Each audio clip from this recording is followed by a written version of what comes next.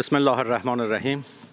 Mr. President, distinguished delegates, I am Sayyid Abbas Araghchi, Foreign Minister of Iran, a peace-loving nation inheriting one of the most ancient civilizations that has made significant contribution to human civilization, culture, and ethics. Now, this nation of nearly 100 million population is subject to an outrageous act of aggression by a regime that has been committing a horrible genocide in Palestine for the past 2 years, and that is occupying the lands of neighboring countries. Ladies and gentlemen, I stand before this august body to remind you of the legal and ethical responsibility each and every state member and observer of the Human Rights Council has to stand up against this grave injustice. Israel has launched an unprovoked aggression on Iran in a stark violation of Article 2, Paragraph 4 of the Charter, and in bold defiance of all the principles and rules that this Council stands for. This is an unjust war imposed on my people since early hours of Friday, 13 June, when Israel perpetrated a mix of unlawful and criminal operations against off-duty military personnel, university professors, and ordinary people. Hundreds of my fellow Iranians have been killed and injured following Israel's surprise armed attacks and terrorist operations on residential areas, public infrastructures, hospitals, health centers, and of course, the Foreign Ministry. Our peaceful nuclear facilities have also been targeted, despite their being under full monitoring of IAEA, and despite the fact that attacking such facilities are absolutely banned under international law.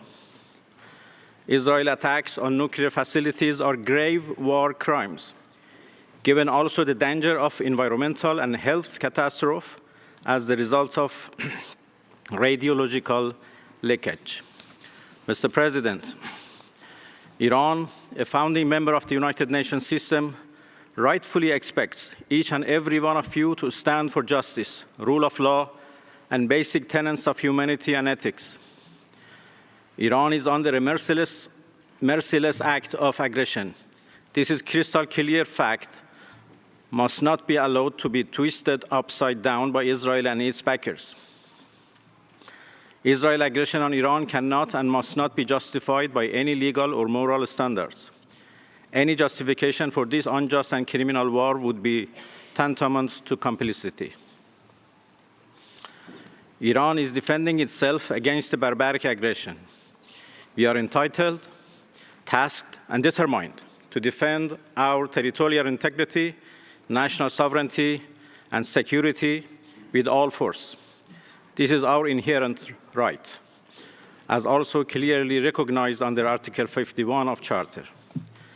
Dear colleagues, the peace and rule of law are at serious stake as a result of Israel's unlawful invasion of Iran. Israel is committing war crimes and crimes against humanity. International humanitarian law, already badly undermined as a consequence of Israel's relentless atrocities in occupied Palestine and elsewhere, is now under another extremely serious danger as Israel is committing grave violations of 1949 Geneva Conventions.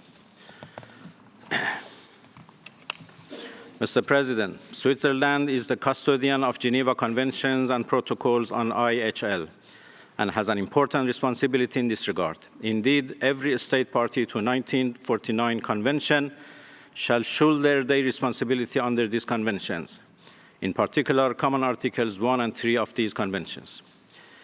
Dear colleagues, we were attacked in the midst of an ongoing diplomatic process. We were supposed to meet with Americans on 15 June to craft a very promising agreement for peaceful resolution of the issues fabricated over our peaceful nuclear program. It was a betrayal of diplomacy and an unprecedented blow to the foundation of international law and UN system. Let me be clear. If there is any use of costly systems and mechanisms we have created for the past 80 decades to preserve human rights and dignity, now is the time to do it. We need action now. Otherwise, the whole UN-based international law system would corrode badly. This is a historic moment for human civilization when a civilized nation has come under an unjust war of aggression.